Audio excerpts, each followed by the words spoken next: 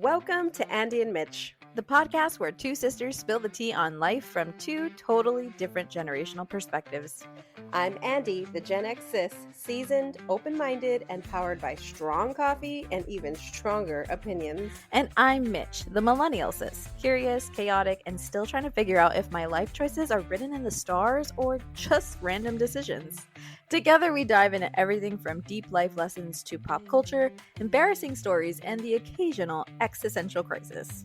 Expect laughter, a little chisme, and maybe even a surprise ghost story straight from the family archives. So grab your cafecito and your emotional support snack, and let's dive in. Hello, everybody. Welcome back to Andi and Mitch, the podcast where two sisters talk life, love, and laugh at our own jokes quite often. Today's episode is extra special. We're calling it the Powerpuff Girls episode because, well, that's the energy we bring. We're talking about all things sibling dynamics. Were we destined to be sisters or just a happy accident? Spoiler, I think the universe knew what it was doing. Get ready for childhood flashbacks and some rapid fire questions that might just surprise you. Let's dive in. Are siblings destined to be siblings? Or is it a happy accident? Because there's something very unique and special about sibling relationships that exists in the world. And these are sometimes some of your closest, most trustworthy allies or your biggest enemy. You and I have been siblings our entire lives. Yes, we surely have. And this is Andi, so I'm the oldest. Yes. And Mitch is the youngest. I'm the baby. And we are over 8 years apart. Yeah, so there's a pretty big gap between us. So that, I think, creates a very interesting sibling dynamic that we'll get into a little bit. But I always find it interesting to know how people's sibling relationships are. I will say having a sister as a sibling is a superpower. It is. Sisters are by far the best sibling to have, and it's been proven. So research does show that if you have a sibling that's a sister, regardless of your identification, and you have a sibling that's a sister, that it actually promotes and improves your mental health, your ability to have good relationships, your empathy, how much you learn how to trust people, because you learn so much from each other in that dynamic. Mm-hmm. And because women are powerhouses, I think that makes perfect sense. Yeah, for sure. It's science, y'all. It's science that says this. Science. Do you believe that siblings are born with a connection, or do you think it's something that you have to work on and build up over time? I think it's both. Because often people will say like, oh, you have siblings, so you had built-in friends. And if you have a bigger family like we did, right? We had a lot of cousins close in age to us at the different generations that we grew up in, who also kind of became like pseudo siblings. Yeah, they were like our sisters and brothers from other mothers. I think when you're really young, you understand it, you get it. There's this really like bonded closeness. I will say the one thing is like you love your sibling no matter what, even if they're the worst sibling in the world, you still love them. And so that's the one commonality. Obviously, biologically, there's something that connects us, but I think spiritually, there's something that connects us too. Yeah. What was that quote you read earlier? I smile because you're my sibling. I laugh because there's nothing you can do about it. Because you don't choose your siblings, right? We're just in the same chaos together no matter what. I do think there's something to also the fact that sibling dynamics ebb and flow. Like sometimes, let's be real, we haven't always gotten along perfectly, right? And as we've grown up, that has shifted, but it's ebbed and flowed. There have been periods in our lives where we've been close and then maybe not as close and then back together. But it does feel like that it is like that old friend. When I was in my adolescence, you were already becoming a young adult. So I think that kind of shifted maybe a bit. But otherwise, we've always gotten along for the most part. Yeah. There's this underlying comfort and love in majority of sibling dynamics. Yeah. And I think what's unique about us is we're 2 of 3 daughters. Our sister passed away when we were very young. So there was this huge gap between us. So we didn't have that connecting middle child to bond us the entire way. And sometimes I think that can be a benefit, but it also can be a hindrance in the relationship when you're young because you were so small And I was already going into teen years. Yeah. I mean, when I was little, the beneficial factor of having extended family that act as pseudo siblings, when you have that dynamic, it doesn't feel lonely because then you have like the other folks to kind of fill in those gaps.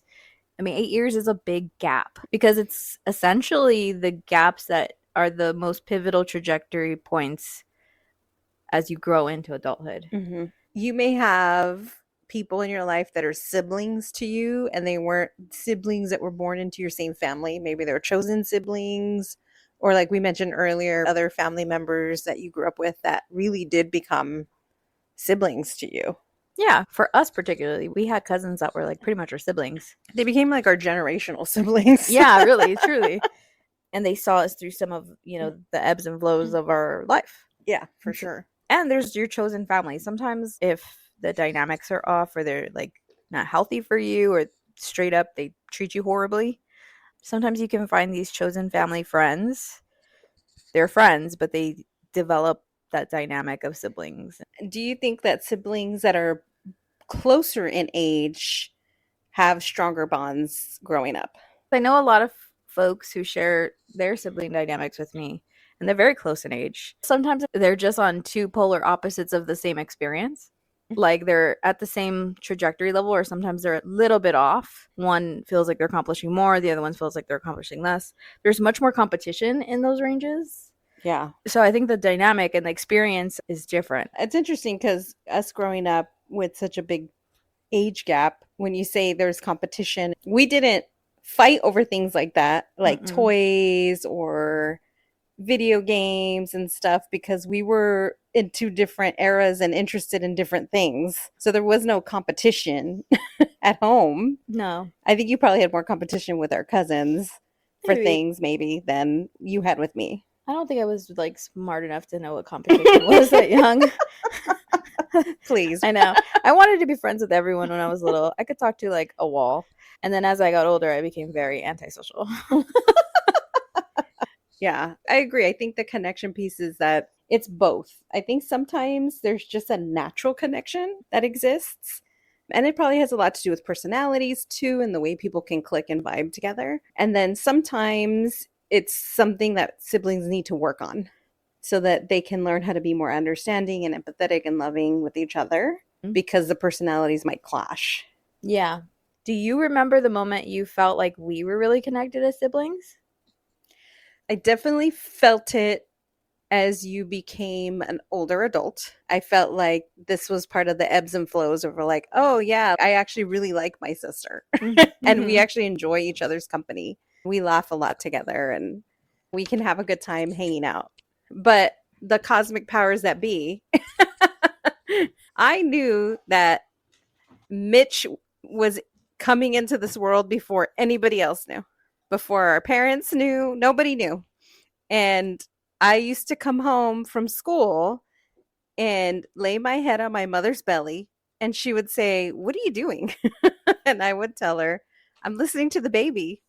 And that was the first time my parents thought I had gone cuckoo baluku and that I needed a psychiatrist because obviously something was wrong with me. And they were adamant, like, there is no baby in there. And I kept saying, very serious, very matter of fact, like, yeah, the baby's in here and I'm just listening to her. I would do this for days on end. Every day I would come home and I would put my ear to my mom's belly and I would listen to you. And they would be like, uh-oh, here she goes again. They're like, oh no. She's lost her marbles. And I was getting really upset. And I'm like, I don't understand what you're saying. The baby is in there. I can hear her. I'm listening to the baby. And I started talking to you. And that's when they really thought I lost it. Then at some point, mom went to the doctor and found out that, in fact, I was correct and she was pregnant with you. And it was a big shocker. It was a surprise because you were not planned. Yeah. In fact, our mother was on birth control and I was a fluke. Or magic. And then they kept saying that you were going to be a boy. And I was like, no, it's a girl. Because I listened to her and I talked to her and it's a girl. And they were like, wow, you're really tripping over this. But there was some sort of connection. Like, how as a child did I even know? Well, they say like biologically your siblings are like a certain percentage of you. Or we're from the same star seed somewhere out in the universe, and I recognized your we were like old energy. friends, like Yes. beaches. Oh my god. You better buckle up, Buttercup, because this is going to be a wild ride. And I indeed buckled up. And it indeed was a wild ride. There is some like weird connection that we have, starting from when you were in utero to dreams. Yeah, we've had a lot of dreams where we'll know if like somebody's in trouble, somebody's having a hard time, someone's having a baby. Not me.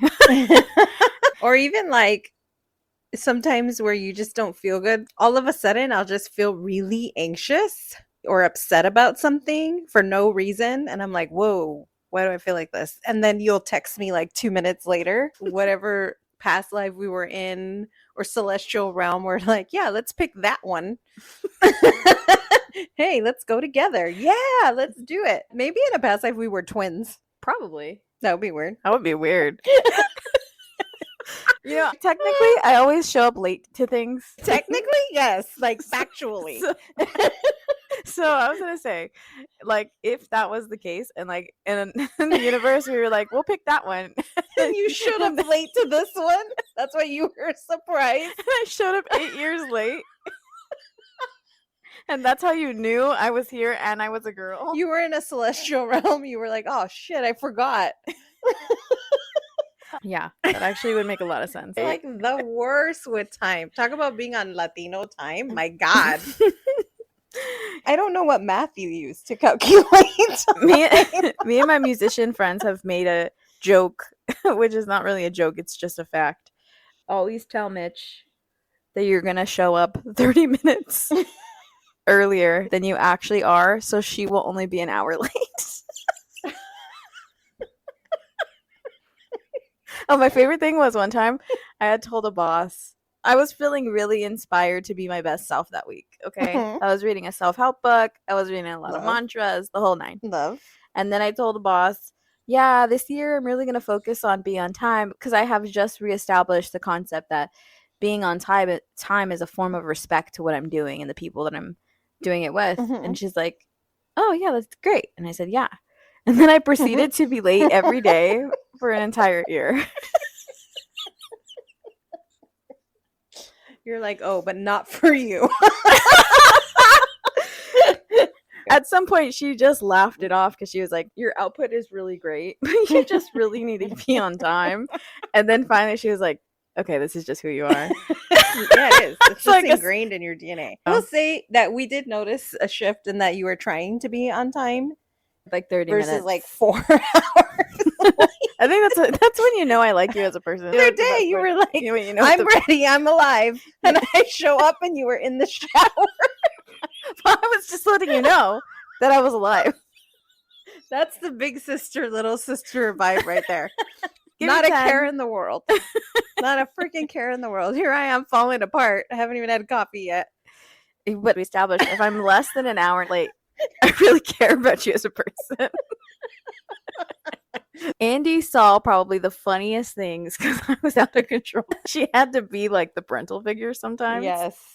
Did you have any moment where you felt like you were really connected to me as my sister? I mean, I feel like I was always pretty connected to you, even when we didn't really get along for that brief period of time. I think there was always that gap because of the age thing. And then it like fully clicked, my mid-late 20s. That's when like it fully clicked and I was like, oh, that's my sister. She finally knew who I was. I finally recognized her in public. But when we were little, I always looked up to you. Oh. And then I went into like my adolescent phase and I was like real punk rock. Very much like the big sister that was motherly. So like I would walk you to school. I would pick you up from school. I would make you a snack when you got home. Yeah, I think it's when you went to college that everything kind of shifted. Yeah, I moved away to college. And that's normal and that's natural. Because I feel as kids, I don't think we really fought all that much. I think the most was more just like your little kid energy annoying my teen energy. For sure, because you had like different teen stuff that you would do sometimes and I would be like, hey, you want to hang out? Or you would come and like sing to my friends. Oh my God, I'll never forget that. So Andi was in choir and I went to go with my mom to drop her off and I was very little, 8 years younger obviously, And she was like, okay, bye. And I was like, you guys want to hear me sing the Little Mermaid song? Like, just fully committed. But my favorite was when you became obsessed with singing the I Will Always Love You Whitney Houston song. I was really obsessed with that song. And you would sing it literally everywhere to everyone. But listen, y'all, it was like a full commitment. It was like, this is my song. This is my concert right now. And you're a guest. Yeah. And you will respect the process. You're welcome. So it was like this little 7-year-old child belting out I will always love you to everybody, which was hilarious. It's true. I mean, siblings are the only ones who can love you and roast you in the same breath. Yeah. And I was very committed to all of the shenanigans that I did. I didn't know that you didn't have to pay for things when you'd go into stores. And we used to live near this store. That is a memory that always makes me laugh. I will never forget it. We used to live next door to a little market/liquor store. Nick's. What was it? Frank and Nick's. So we could just walk over and get bread, eggs, kind of basic markety stuff from this little market. We were also very close to the owners. They were like an Italian family. They were wonderful and so kind and caring. They really just saw us grow up. They really did. For so many years. But one day, this is how we really understood that we had to clock Mitch on a regular basis because she would just take off and do her own thing. I just remember getting home and then my mom saying, I can't find her anywhere. I don't know where she is. And so we start looking for her all over. We're looking in the house. We think maybe she's hiding, like playing hide and seek or something. And we can't find her. We go outside. We're like running up the driveway, screaming her name. And at this point, my mom is getting super panicked because she's thinking the worst. Like somebody kidnapped her and, So we walk up the driveway. As we're turning the corner, lo and behold, what do we see? We see little tiny baby Mitch in my mother's clothes. Oversized adult dress in her shoes. You know how children wear adult shoes and they just clickety clack? In her shoes, her clothes, and had makeup all over her face that was not put on correctly. She looked like a little clown in adult clothes, carrying a bag of cookies, eating them. Yeah. Nonchalant, like no big deal. She saw us turn the corner and she got startled because she realized she got caught going to get cookies by herself. And we had to like turn around and laugh where Mitch couldn't see us because it was like the funniest thing we've ever seen. I was like, is this a Saturday Night Live skit? It's probably why I have such an affinity for E.T. I don't even know that connection. E.T., they dress him up. Oh, yeah. That's what it looked like. Yeah. And then we're like, where did you get these cookies from? And she's like, from the store. So my mom scolds her. We take her home. We come to find out that because she was so little, when she would go in the store, she would set off the bell. But they couldn't see her over the counter. So they thought it was like some neighborhood stray cat that kept trying to come in the store. And the whole time it was you going in to steal cookies and you knew exactly where they were and you'd beeline it to the snack aisle, get your cookies and walk out. And so when they would go to look, nobody would be there. You were like in and out really fast. But the best part of this story is that this says so much about your personality. Like you didn't just go get cookies. You got dressed up in costume. I was committed to the skit. So no one could recognize that you were a child and you put makeup on. Like the commitment to this whole endeavor blew me away. Like just blew me away. Yeah. I mean, I told you I should do improv. The drama. Yeah. Like the level of drama and intricate planning and in your little brain, like your little child brain. Because you were like maybe kindergarten age. You thought through the whole thing. What are the possible roadblocks to me getting my cookies? If I looked like my mother, they're not even going to question me. I might be shorter, but I'm in her dress and her shoes. Oh my God. Yeah, I was really committed. I have other funny ones, but that one just every single time. And I can remember like a perfect image of you coming around the corner with those cookies. Just thinking that you were like kidnapped. And I was just having the time of my life. I was obsessed with cookies. I still am. You still are. You are very much a Cookie Monster. 1000%. We were both very intelligent children that made maybe people's lives a little more difficult because we were also both very independent children. We were wildly independent, very funny and wonderful. We were the best kids like ever. Because I was probably about your same age when I dipped out of my preschool class. What? See, so it runs in the family. I've never heard this and my story, daughter did this too. Did she really? Yeah. Oh, that's kind of funny.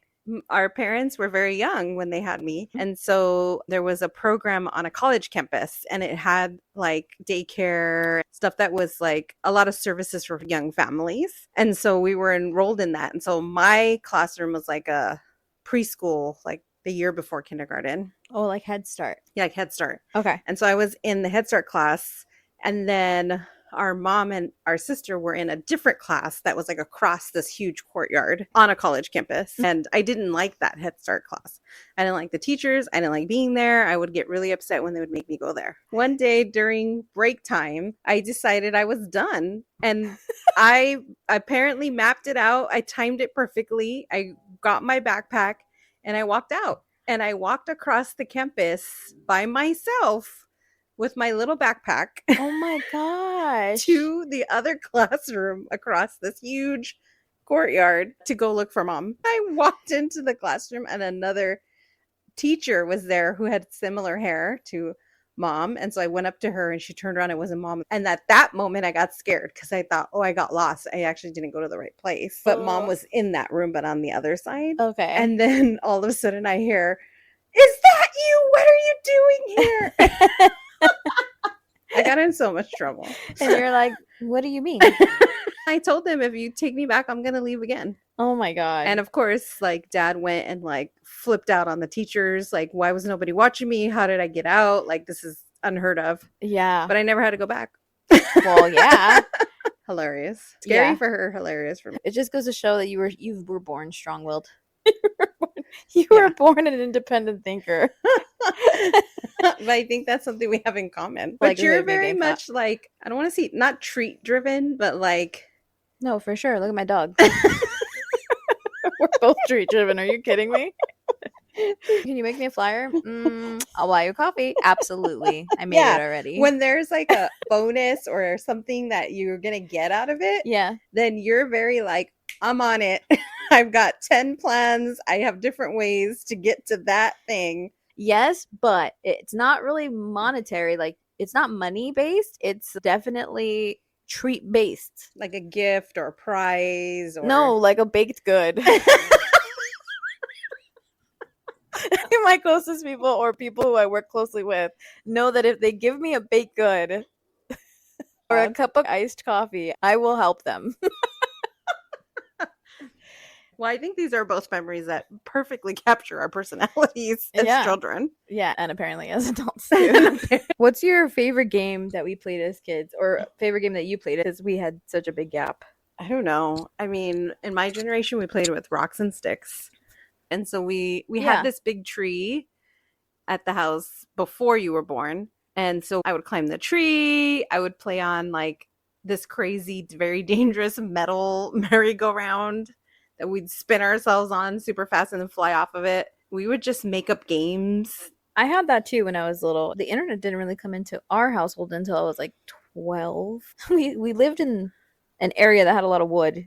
And so I would actually climb on the wood and I would pretend that I was going on a ship voyage. And then I would climb on the trees. I used to do this very weird thing when I was a kid. That was like my favorite game. I can't believe I'm going to say this on the podcast. Hang on, I'm thinking about it. Okay. One of my favorite games to play by myself was I would pretend to run and roll on the grass like a ninja assassin. And I would pretend to run and roll at high speeds. And the objective was to jump back up and be okay. So just imagine me doing repeatedly over and over again in the grass. It's like we were only children, but we weren't. Yes. That's really what it was. We were just doing weird things as if we were the only children. Because we kind of were in a weird way because of the age gap.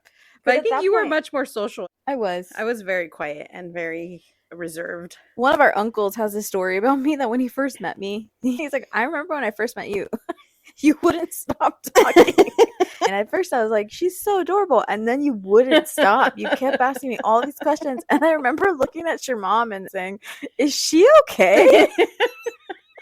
And it's like, yeah, that's just her personality. It was one of those like, if you flip the on switch, you can't turn it off. She's not going to stop. She's like, cool.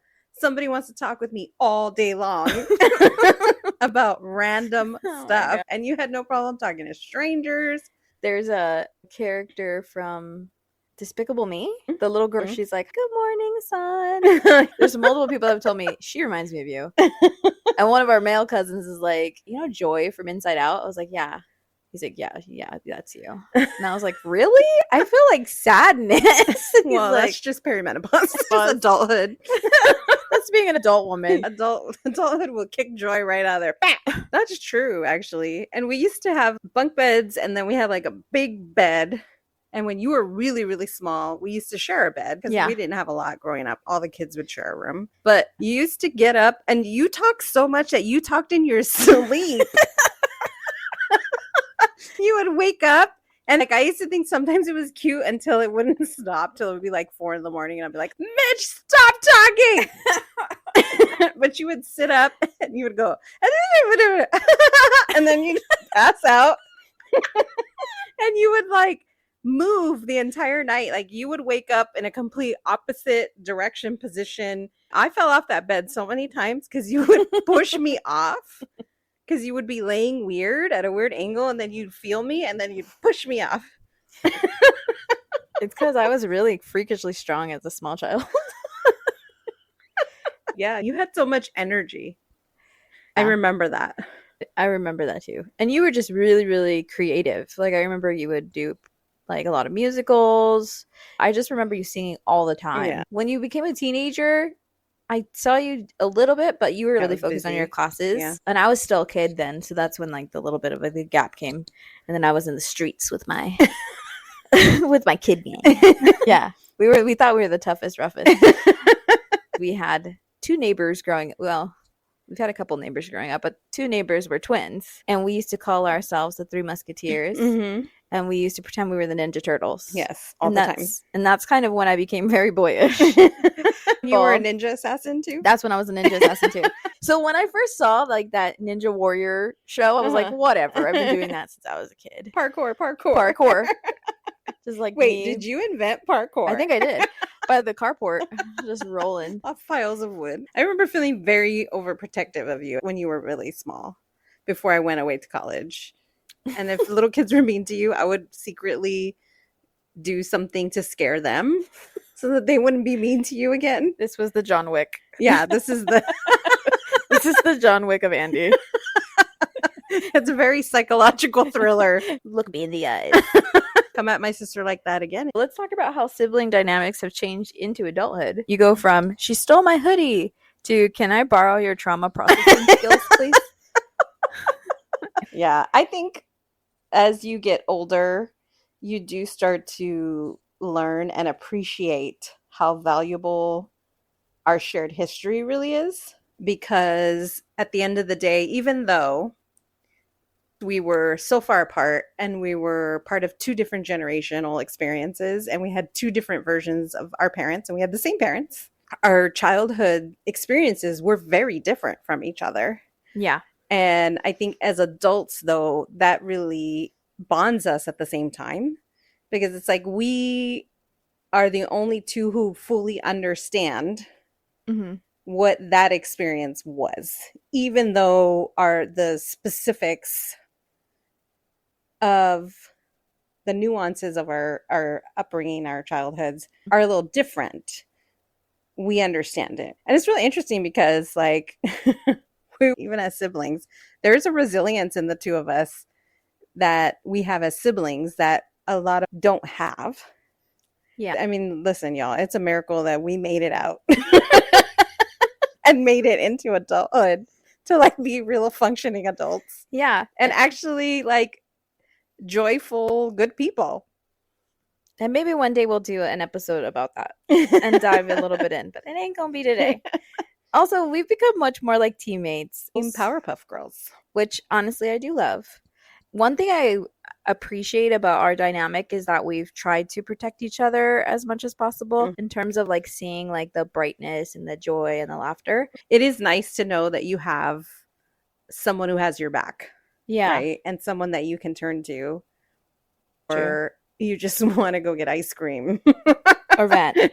On a rainy day, or vent. And older siblings sometimes have to walk through the thick of it so that the younger siblings can run through it. That's right. A couple years ago, we had a really deep conversation when we went on a little vacation and we ended up comparing our stories, and we were like, oh shit, we should write a book. We spent like a week together. We just had an opportunity to just talk about different experiences and just really get to know each other more as adults. Which I think really changed the game. It did. I think it did. I think the dynamic absolutely changes for siblings as you grow older, because when you're younger, right, you're either like in competition if you're really close in age, if you're spread apart like we are. It was more like parental figure and child dynamics. But as adults, it's like now it is more deeper friendship based. And there's still the sibling dynamic there, but it's like evolved.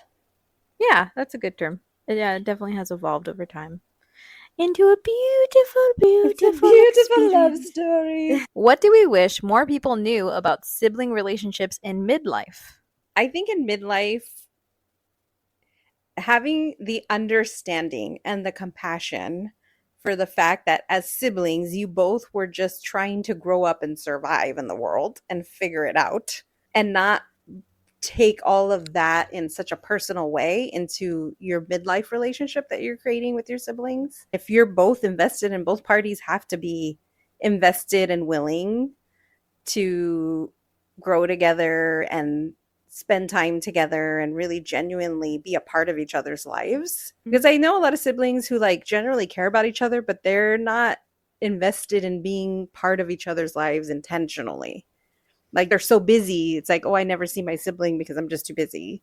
Yeah. And sometimes distance plays a factor too. Yeah. Or they live across the world or across the country from each other. But I think when you can get to that place, it blossoms into this really cool relationship that just continues to benefit you both. You know, I feel like with us, we become one of each other's biggest cheerleaders. And I will say, I think the biggest lesson that I've learned as our sibling relationship has evolved into adulthood is that you have to sit down with your sibling and have those conversations. Us having really open, honest conversations and sharing so many things about our experiences really helped to solidify the bond. Yeah. Sometimes people lose sight of the fact that our siblings are human, right? Yeah. And like we forget that because we're like, we are so closely tied to this concept of them being our sibling. And so we forget that they are humans who are evolving and learning who they are and going through the ebbs and flows of their journey and their existence. And sometimes we can take things to spaces that it doesn't really need to go. Mm-hmm. So it's like we forget that we have to be a little bit more, like you said, compassionate, caring, considerate of them and their experiences. And maybe we don't understand them fully, but we can kind of approach it with grace because we want what's best for them. If you can evolve together and come together and continue to grow together and be in each other's lives, that's a kick-ass experience that you don't want to miss out on. Yeah. And psychologists also suggest that strong sibling closeness often doesn't peak until your late 20s to 40s range. Yeah, it makes sense. So if you are in that younger era of your life and you feel really disconnected from your siblings, it's never too late to try to have a healthy bond or healthy relationship. Or if you're really close to your siblings now, like keep nurturing that relationship. We touched on this right now, so I want to do a little quiz that ChatGPT created. We're going to call ChatGPT homie BT. You got to pronounce it. Oh my God. I need more coffee. This is the other part that I want to add. Finding things that you do have in common with your sibling, because me and my sister get real delirious, and we think we're the funniest people on the planet. Think. We laugh at some of the stupidest stuff, and we think it's hilarious. Like, we'll almost pee our pants together. We're laughing so much. I've seen SNL skits that were based on things that we invented. So, all right. So we're going to do a little quiz because based on birth order, I think there are a lot of assumptions, which I would say most are true. I think as an older sibling, I definitely have a lot of those oldest daughter characteristics, especially in a Latino family. Mm-hmm. I don't know what they are, so me saying doesn't matter. It's like the hyper responsible, stubborn, usually very success focused. And then the younger siblings are super wild child. I make my own rules. When I was a young adult, I used to jump into unmarked vans and go to undisclosed locations to party. So, yeah, you were definitely a much more wild teenager. Sometimes I watch Schitt's Creek, and then I'm like, Alexis and I have a bond. She's like, I'm pretty sure I was sold to somebody at some point. And he's like, excuse what? I am David. All the faces That's exist me and Andy, in my repertoire. Yes. Well, we can laugh and have fun. You know, we can have fun in life together. And that's a big deal, especially as adults. Okay. So which sister are you? We're going to go through these questions. I'm going to read them out. There's only 5 of them. Do I have to do math? Well, you have to keep track of your answers. Because you'll have to tally. Oh, I'm sorry. Am I boring you? I feel like as adults, we can call each other out much more easily and not take offense to it. Yeah, and it's not offensive. It's not. As young children, we would get annoyed with each other because we take it very personal. And now as adults, we're like, get your shit together. Yeah. Get your shit together. Because we know that it's coming from such a loving, supportive place. I don't know. I think we just built an understanding. Yeah, our level of sarcasm is out of control. It's like next level. Yeah. Okay, this is the quiz. Which sister are you? We have to answer these questions and tally our most frequent letter response to determine which sister we are. Okay, number 1. It's Saturday morning. What are you doing? A, already meal prepping and listening to a podcast. B, still in bed, scrolling memes and ignoring texts. C, out shopping with an iced coffee in hand. D, journaling, meditating, and texting your group chat about a weird dream. Number 2, your sister just stole your favorite sweater again. You, A, lecture her about boundaries, then fold it back neatly in your closet. B, hide all your clothes out of revenge. C, post a selfie in her sweater and tag her. D, write a strongly worded journal entry and then forgive her. 3, your group text style is A, all logistics, no fluff, planning mode on. B, voice notes and chaotic energy always. C, reaction emojis, memes, and photos. D, occasional deep thoughts or a screenshot of your astrology app.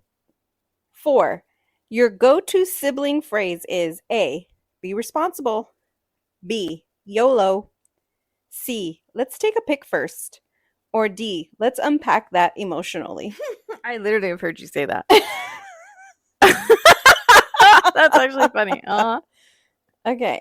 Number 5, your childhood role in the sibling crew. A, the bossy one with color-coded binders. B, the wild card, somehow always grounded. C, the cool one, best dressed by age 10. Or D, the wise one, aka baby therapist. Okay, results time. So what do you have most of? 3 Bs. So you're mostly B. Yeah. You're the chaos queen sister. You bring the drama, the laughs, and the unpredictable spice. You're everyone's favorite wild card. You may have been grounded a lot growing up, but hey, you have the best stories now. Oh, that's so sweet. Oh, I love it. I got mostly D, although it's a little chaotic, so I think I'm confused about which sister I am. But mostly D is the soul sister. Deep, thoughtful, and always 3 books into your healing journey. You're the one your siblings call when they need advice, a tarot pull, or a reminder that they're a cosmic queen. You're basically Sage in human form. This is true. Aww, I like that. So that's us. And then there's mostly A's, which are the CEO sister. So if you clocked mostly A's, You were born to lead. Your siblings, your group chat, your life. You're organized, protective, and the one who probably filled out all of your sister's FAFSA forms. You're basically their second mom, but you make it chic. And then mostly C's is the glam sis. Stylish, social, and a little extra in the best way. You love a selfie, a sale, and a good time. You were the first to get a skincare routine and convince your sister to try a TikTok trend. So those are the 4 different ones.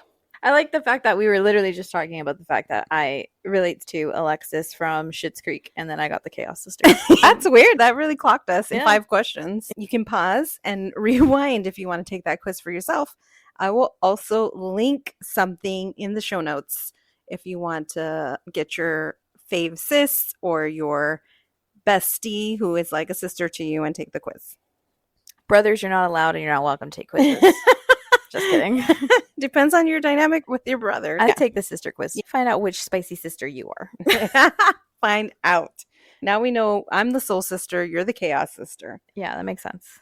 So let's jump into some rapid fire.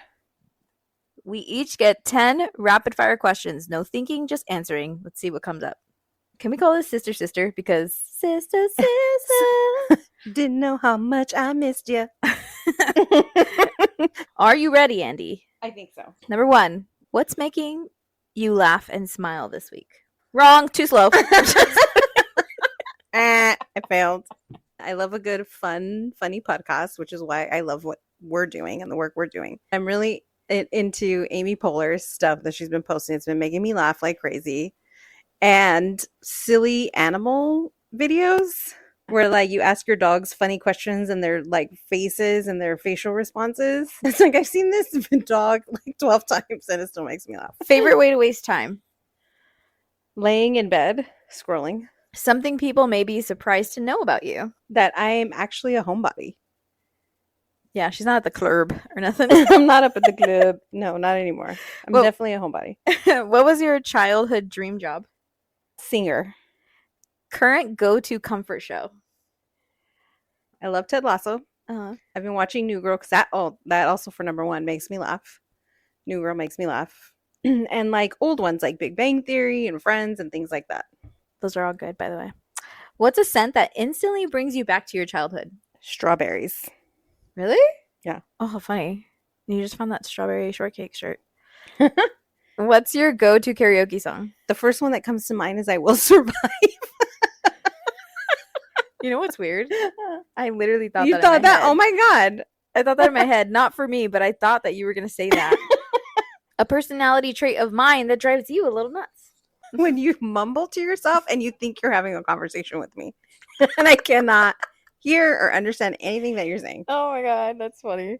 Something you admire about me? Your creativity, and you have this really big heart, but you're very protective of it. Oh, that's very sweet. What's one thing you hope we're still doing in 20 years? Laughing. Oh, that's so cute. Oh, I'm so good at this. You're so good at it. All right. What's making you laugh and smile this week? My dog. Favorite way to waste time? Eating. That's a good one. Something people may be surprised to know about you. I'm actually pretty nice. With RBF. If you don't know what that means, look it up. What was your childhood dream job? To be an actress. Go to comfort show. The Last of Us. That's depresso espresso for sure. Oh, wait. I like Emily in Paris. I like The Last of Us. And I like Shrinking. Those are your comfort shows? What's a scent that instantly brings you back to your childhood? Sandalwood. Oh, I was going to say vanilla. What's your go-to karaoke song? My Heart Will Go On. I see a theme here. A personality trait of mine that drives you a little nuts. Sometimes when I'm talking to you and you're over the conversation, you just like check out. You're just gone. It's like you go offline. And I'll be like, Andy? And you'll be like, what? You're like, we're having a conversation, right? Something you admire about me. You're incredibly driven. You're a great leader. Oh. And you deeply care about others. What's one thing you hope we're still doing together in 20 years? Laughing until we almost pee. All right, but here's the twist, Mitch. Okay. You get to ask me one deep, unexpected question. Oh, no. Anything goes, and I'll do the same. When in your life did you feel the most lost, and how did you find your way back? Whoa, pass. Oh, that's tough. It makes me actually feel emotional. That's funny. I think there was a point in my life, and this was a very pivotal turning point. I was in my early 30s. I was working, young mom, trying to finish grad school, and I was just like burnt at both ends. And then I got really sick unexpectedly. Like it was like a curveball of like being diagnosed with cancer and that being really scary. I think I felt very, very lost because I didn't know how to process all of that. I felt very confused about where my priorities were, who I was, my role as a mother, and just so many feelings about life and everything happening all at one time. Mm-hmm. And it took me years to work through that. Years. I'm probably still working through it right now, to be honest. I started to find my way once I started to release expectations. When I started to really just let go and cut through the noise and just really listen and hone in to the things that felt most important to me, that's when I started to like hear my own voice again and feel like, okay, we're back on track. We found the path and now we just need to keep doing and see, you know, kind of where we go. And honestly, my child is like a little wise soul. And I feel like she said things to me that I'm not going to share because they're very personal, but that kind of like, it was like a whoa, snap me out of it moment. It's really beautiful. Thank you. I personally know your child really well, so I know that to be very true. Yeah, about her. she's like, we talk about being each other's therapist, but she's like the therapist for everybody. She's like the whole family therapist. She's like a little oracle. Like Yeah. you're not even asking her, and all of a sudden she drops some wisdom on you, and you're like, whoa. Kids are wise, you know. If you listen to them, it's amazing. Okay, so now my turn, right? Nope. What do you think is the legacy we're building as sisters, and what is the legacy you want to build for yourself? Oh, I do know this. Hang on. It's not online. It's on something that I posted the other day on my Instagram. I saw this thing online and it really did like strike me. And it's like, you are the woman your ancestors prayed for. They dreamed of you. A woman free enough to speak her truth, soft enough to fill her heart, and powerful enough to break every curse that they couldn't. Ooh, mic drop. And I really truly believe that that is the legacy we're leaving. And I mean, that's the legacy we're building as sisters. We're breaking so many ancestral traumas, choices, paths, patterns. So I'm really proud of us because I'm proud of us too. Like I've had friends that have like known little bits about the life that we have lived through, and they're always kind of in shock. I think that's another thing about sibling dynamic is like they are, like Andi said earlier, the only other person on the earth that has a clue what you've been through down to the details, right? And so I've shared little bits of our journey with friends, and they've looked at me lost for words. Like, what do you mean? What do you mean? You're such a light, bubbly person. Like, how did that even happen? And when we look at the statistics in some of the research that I've done at different classes, we are 100% against the odds. And there's two of us that are against the odds. And there's something to be said in that. And we're both like two little starlights that walked through darkness together. Yeah. And look at us now, shining bright like a diamond. Shining bright like a diamond. I love that for us. Yeah. For a legacy that I want to leave for myself, I definitely want to be able to cook the best cookie in the world. That's probably like your secret dream business. Yeah. To like, if I could at some point own a bakery, but be like a faceless bakery that nobody knows that I own it, but everybody wants the cookies, that would be great. I don't want to bake them either. I just want to fund it. I think that I don't want to be in the kitchen at all. I just want to find the people who bake the cookies. Am I becoming a shark? I think so. There you go. That's your legacy. I'm joking.